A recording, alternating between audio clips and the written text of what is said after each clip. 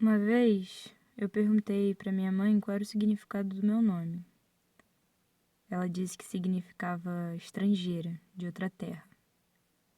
Chocante, diferente, estranha. Sem um lugar para chamar de seu. Uma cigana, uma desabrigada. Alguém que, ao mesmo tempo que mora no mundo, não mora em lugar nenhum. Então, eu perguntei para ela por que aquele nome me havia sido atribuído.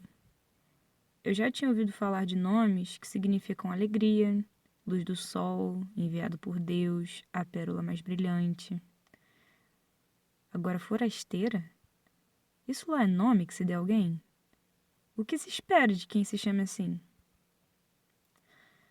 Foi então que minha mãe me contou duas histórias sobre duas mulheres diferentes.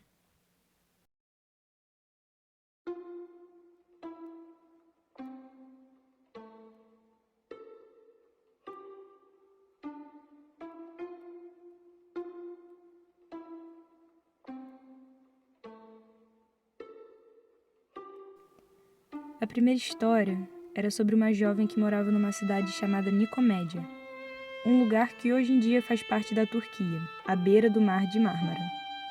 E seu nome, para rimar com as águas que lhe cercavam, era Bárbara. Ela era filha de um nobre endinheirado, cujo nome era Dióscuro. Seu pai era muito ciumento e não queria que a filha andasse entre as pessoas da cidade. Meios nos quais, segundo ele próprio, a corrupção, o assassinato e o roubo andavam lado a lado com os homens. Por isso, trancou sua filha em uma torre, e lá, Bárbara recebia aulas com os mais prestigiados professores, pensadores e artistas da época. Até que então, a moça chegou à idade de 17 anos, e como regravam a tradição e o costume, era hora de desposá-la. Dióscuro, como antes dito, era um homem nobre, cuja vida era farta e com certeza seria generoso ao pagar o dote da filha. Vieram de todos os cantos pretendentes de todos os tipos, prometendo fundos e mundos à donzela. Bárbara rejeitou todos, um por um. Era capaz de perceber nos olhos de todos aqueles jovens rapazes a vontade de serem genros de um dos homens mais prósperos da época. Não havia amor em suas palavras, apenas o mau hálito do interesse. Seu pai, incomodado com a situação, pois afinal era chegado o momento de dar a filha em casamento, pensou que a raiz de tais negações fosse o tempo excessivo enclausurado na torre. E por isso, permitiu que Bárbara visitasse a cidade, com muita moderação. Com isso, a jovem acabou conhecendo um grupo de cristãos que ali viviam, e ouviu pela primeira vez os ensinamentos de Jesus Cristo. No mesmo dia, se converteu de corpo e alma, pois encontrou naquelas palavras do mais puro amor um sentido para a existência.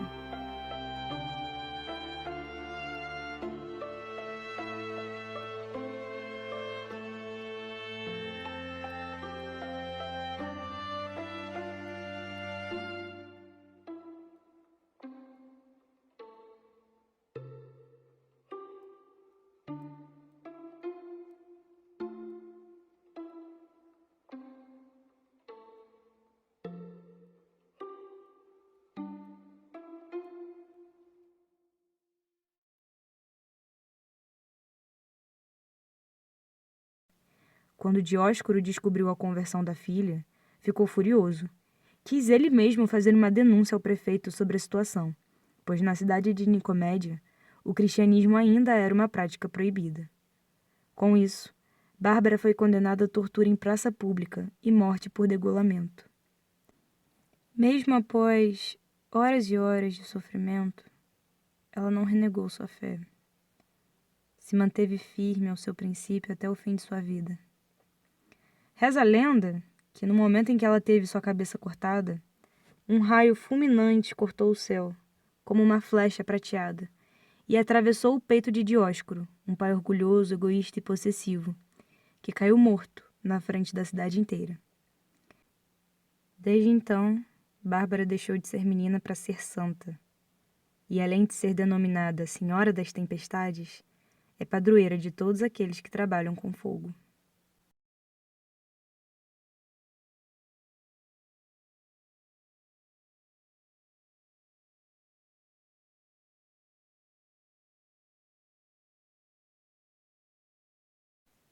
Dona Maria José já tinha seus 39 anos e 3 crianças no mundo anteriormente postas.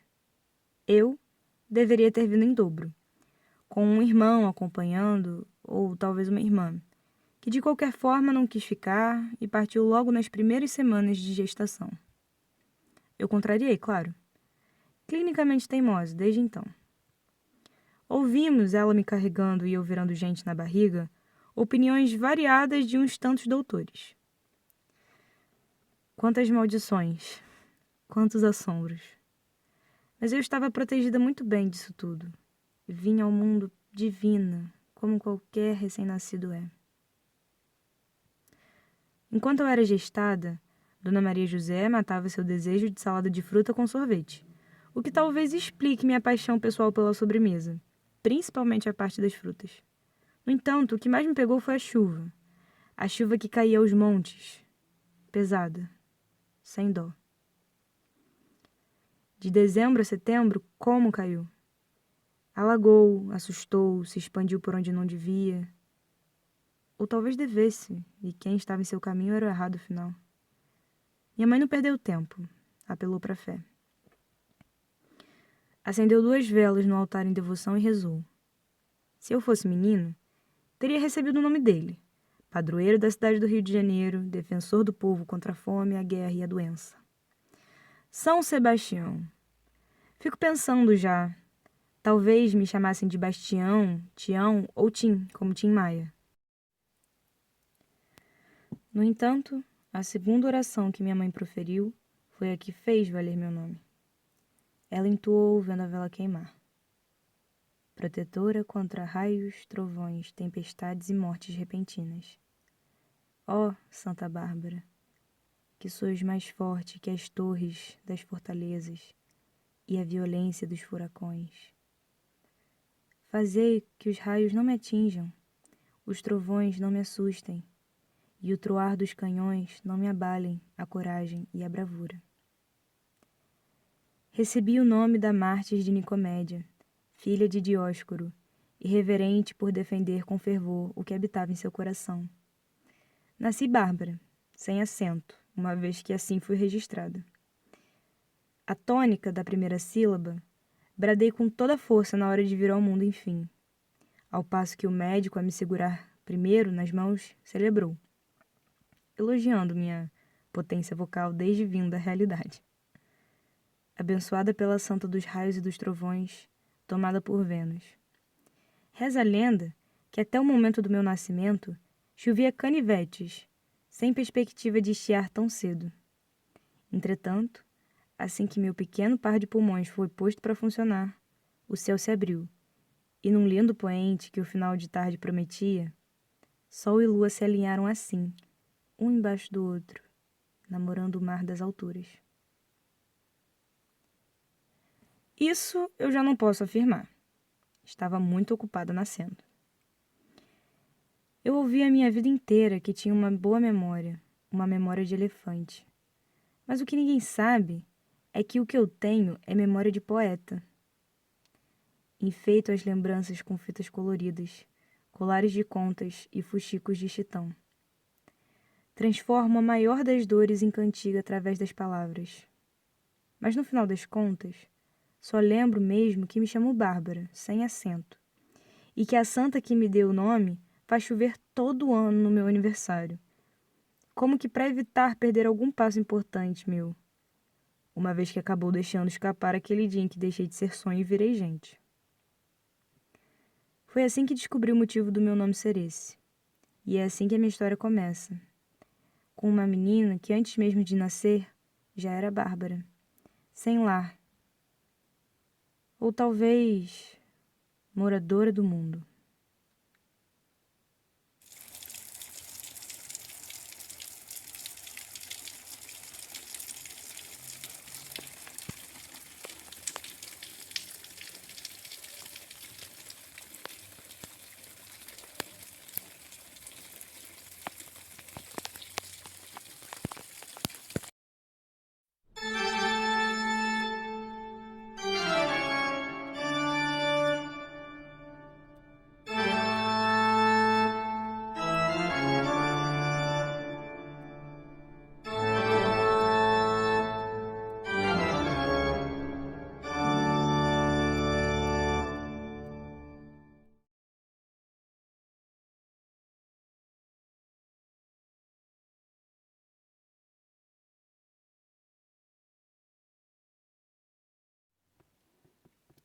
Os números, muito pouco provavelmente, foram meu primeiro objeto de interesse de estudo. No entanto, desde muito nova, uma equação me foi posta à frente e eu rapidamente compreendi ela internamente. Minha mãe contava as histórias. Passava os causos que ficava sabendo para frente, mas não aqueles que são da vida particular das pessoas. Eram aquelas histórias que o vento trazia em fiapos de linha, ou penas de anjo, ou folhas de árvore, ou outras maneiras.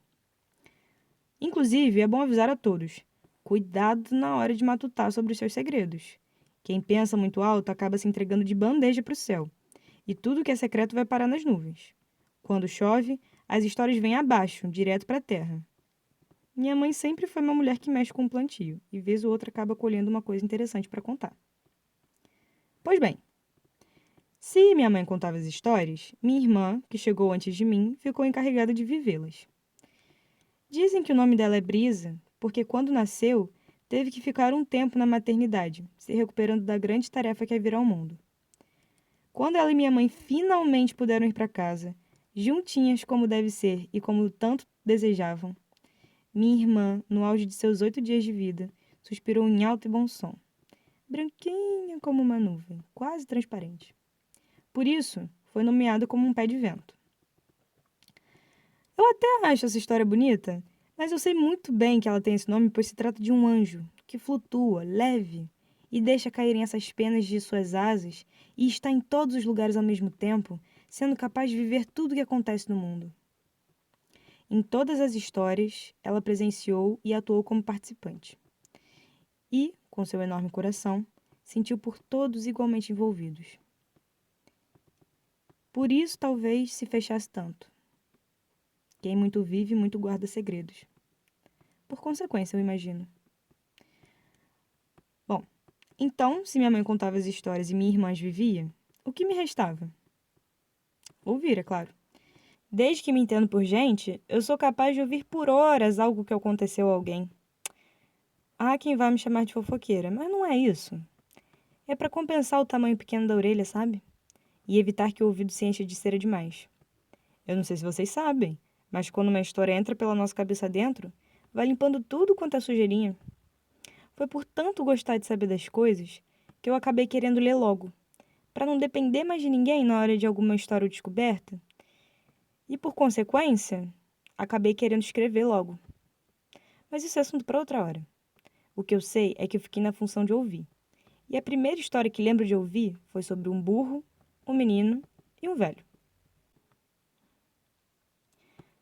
A premissa do conto é simples. Vão no lombo do burro, o menino e o velho. O povo do vilarejo comenta: pobre burro, carregando velho e menino no lombo. Eles trocam.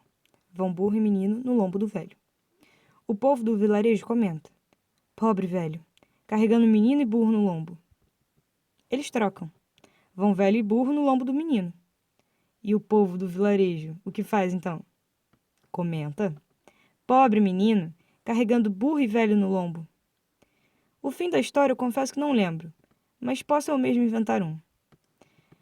As pessoas falam muito. Se a gente escutar tudo o que todos têm para dizer, acabamos com dor nas costas, nas pernas e nos ouvidos. Na minha história, o burro, o velho e o menino não dão atenção aos pitacos não requisitados. Seguem seu caminho como devem, querem e precisam.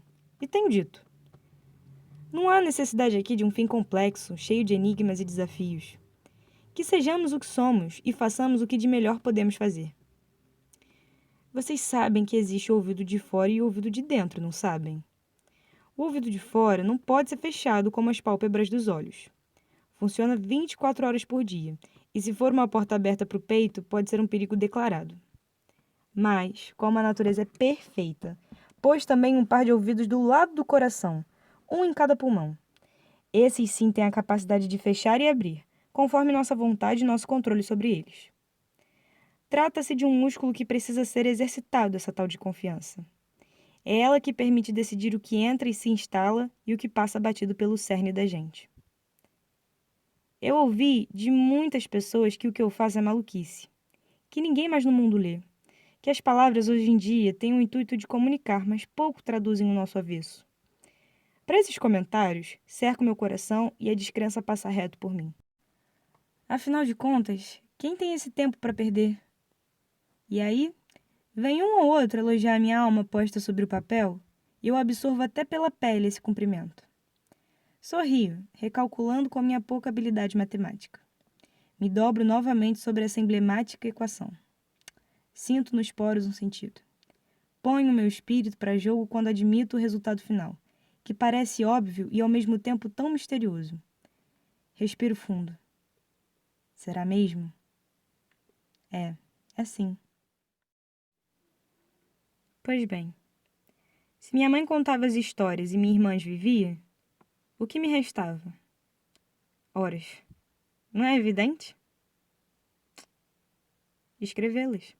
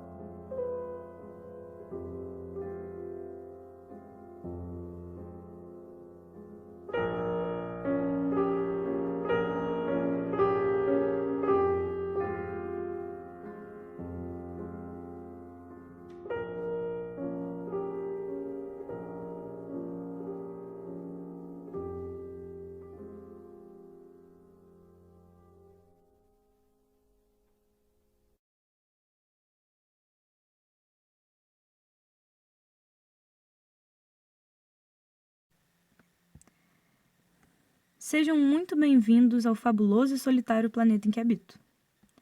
Eu sei que, em algum lugar, essa frase despertou em você a memória de um menino sozinho, uma rosa em uma redoma, um bando de pássaros, 3 vulcões e alguns baobás. Eu sei disso porque esse menino é parte de todos nós, aqueles que já cresceram e aqueles que ainda não se imbuíram dessa tarefa. Apesar disso, meu planeta não é igual ao dele. No meu planeta existem as batatas, porque eu gosto muito de contar estrelas no céu aberto, e quando chove ou nubla, eu procuro constelações em suas cascas. Esse é um exercício valioso para quem gosta de imaginar ou tem uma mente que não te dá outra escolha a não ser fazer isso o tempo inteiro. Lá também existem as conchas e as flores, que são como a decoração interior que a natureza cria por si só, apesar de estarem todas ao ar livre. São pequenas, delicadas e ornamentam muito bem qualquer espaço em que estejam. O planeta também é rico em água, para que eu possa entregar minhas tristezas para o mar e as minhas angústias para os rios e cachoeiras sempre que for necessário. Ah, e não posso esquecer das 4 luas que orbitam ao nosso redor, cada uma ocupando uma fase, apenas se revezando entre si, o que pode causar um certo ofuscamento de vez em quando. Para finalizar, no planeta existe uma casa, miúda e perfeita para o meu tamanho. Nessa casa tem muitas estantes, cheias de livros para eu ler, cadernos inteiros em branco esperando para serem rabiscados por letras ou ilustrações, e uma cama onde eu posso dormir para descansar. E há, por fim, uma enorme janela, onde eu fico por horas olhando o céu, esperando uma revoada de pássaros chegar e me levar para outro lugar. Meu planetinha é para onde eu fujo recorrentemente, quando as conversas ficam mais longas do que os assuntos, ou quando as festas ficam muito barulhentas, ou quando as pessoas, sem muita explicação lógica, ficam muito atentas e críticas. Mas nele há um enorme baobá, como no do menino sozinho, meu vizinho. Um enorme baobá que eu não soube arrancar pela raiz quando ainda éramos crianças, eu e a árvore. Agora ele toma conta de tudo aos poucos. E eu, que não sou páreo para a força da natureza, fico aguardando a hora de ir embora ou do meu lar se fragmentar em enormes destroços celestes, que vão flutuar eternamente pelo espaço até se colidirem com outros corpos e se tornarem menores. O mais emocionante é ter de esperar para ver o que vai acontecer primeiro, e não poder fazer nada a respeito. Enquanto nada acontece, eu sento, olho as estrelas ou descasco as batatas, ponho uma música, pois minha casinha também conta com um acervo vasto de discos de vinil. Durmo, acordo, espero. Me prometo que hoje os pássaros chegam. Respiro fundo e me expurgo, como um caracol prestes a ser devorado. E assim, os dias passam.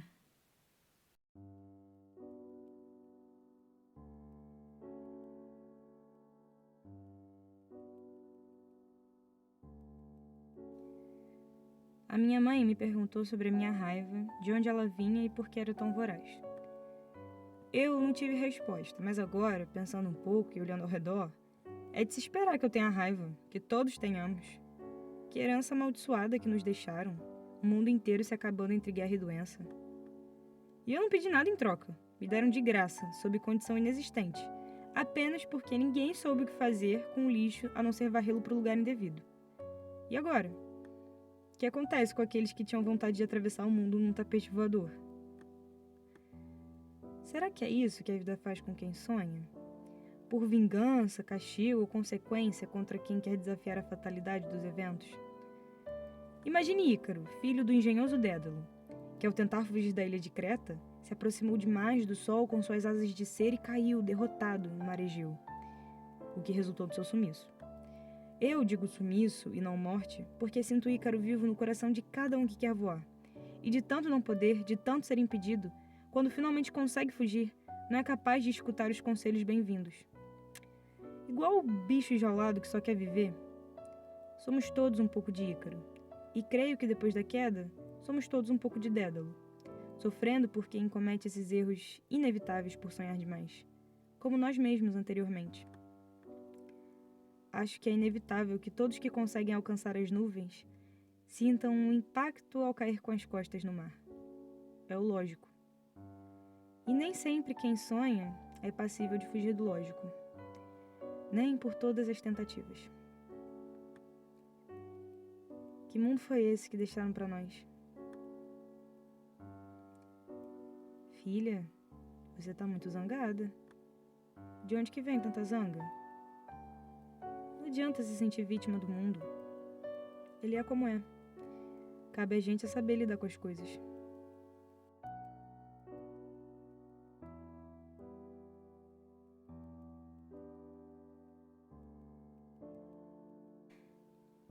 Eu concordo. É provável que olhar para tudo como verdadeiramente é seja o caminho mais rápido e genuíno para a libertação. Findar essa birra orgulhosa que tenho com a vida e gastar menos do meu tempo me indignando. Sonhar parece pecado, doença, fobia, paura. Mas, infelizmente, eu sou essa, que muitos chamam de lunática, vivendo num mundo com 4 luas. Não é possível suportar essa realidade sem o mínimo delírio que seja. Meu campo de batalhas é no mundo das ideias antes que seja na materialidade. Talvez reconhecer isso seja a conclusão mais realista e sóbria a qual eu cheguei até então. Assumir a minha incapacidade de reagir com lucidez deve ser meu primeiro grande passo em direção à liberdade. Filha, de onde vem tanta zanga?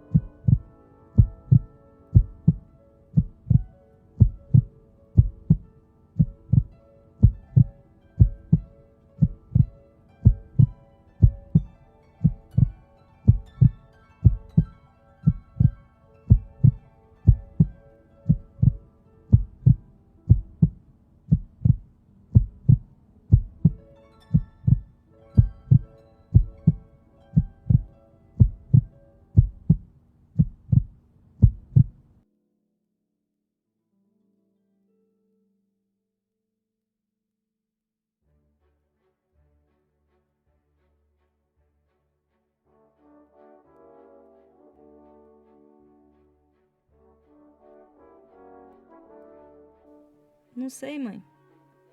Acho que o meu sonho, que acabou morrendo, devo estar vivendo o luto de um desejo que vi cair no oceano profundo diante dos meus olhos. Eu vou ficar aqui costurando as asas de volta no lugar. E eu espero que você não se preocupe com os dias mais escuros e nebulosos. Porque afinal, ser sonhador é ter uma fé inescrupulosa que o sol há de brilhar de novo. Ou até, quem sabe, pela primeira vez. E não se sabe quando, mas ele vem. E quando ele vier, eu vou estar no lugar certo. Restaurada, reconstruída. E talvez não inteira, mas bem debaixo daquele rastro de luz que invade a casa pela única fresta que há entre as tábuas que cobrem a janela. Nesse momento, toda essa terra infértil e envenenada que eu acordo todo dia para regar, nutrir e airar, vai estar cheinha de sementes. Então, eu vou me reflorestar e respirar apenas com os meus pulmões.